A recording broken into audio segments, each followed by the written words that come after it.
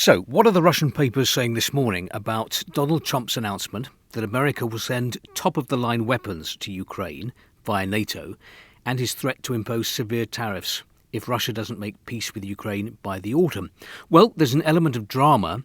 In Izvestia, Trump has switched to the language of threats with Moscow. In Kommersant, you too, Trump, not Brutus. The chief peacemaker in the Ukraine conflict signs up to the party of war. And yet, as Kommersant points out, Donald Trump raised the Moscow Stock Exchange Index. It jumped more than 3% by the end of the main trading session. That's because Russia had been bracing itself for even tougher sanctions from the White House.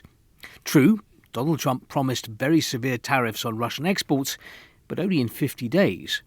And he promised weapons shipments to Ukraine, but only paid for by Europe. Here we have the reaction of various Russian political pundits, such as so often with Trump, the teaser was more interesting than the main show. Europe wants to continue the war, it will continue to pay for it. Trump did not embrace the more radical measures the hawks in his administration had proposed. That means there are still prospects for dialogue with the Americans. The bad news is that in his 6 months in the White House, Trump hasn't bothered listening to Russia's position. Another view: Russia is unlikely to see Trump's approach as an invitation to talk. This is pressure, and the Russian leadership doesn't work under pressure. And this will worsen, though not drastically, the situation on the battlefield for the Russian army. Komsomolskaya Pravda, Trump tried to set Russia an ultimatum.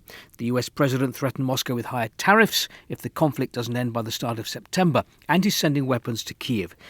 But these Russian political scientists are dismissive of the 50-day deadline. For example, the world has heard Trump set a 30-day ultimatum before, and when that expired, nothing happened. And this: Trump's promises should be treated with a lot of scepticism. The number of populist statements he's made in half a year is off the scale. To begin with, Trump promised to end the Ukraine conflict in 24 hours. 50 days is a long time for Trump. It's logical to assume that in that time he can change his mind many times.